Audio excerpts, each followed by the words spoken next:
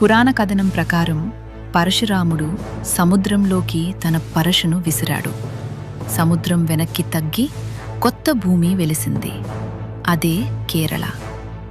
ఆ భూమిని పవిత్రం చేయడానికి 108 శివాలయాలు, 108 దుర్గాలయాలు ప్రతిష్ఠించారని విశ్వాసం. అందులో వడక్కునాథన్ ఆలయం ముఖ్యమైనది. ఇక్కడ శివుడు శ్రీ వడక్కునాథన్ శాంత స్వరూపంలో ఉంటాడు. ఈ ఆలయాన్ని చెట్లు తొలగించి నిర్మించలేదు.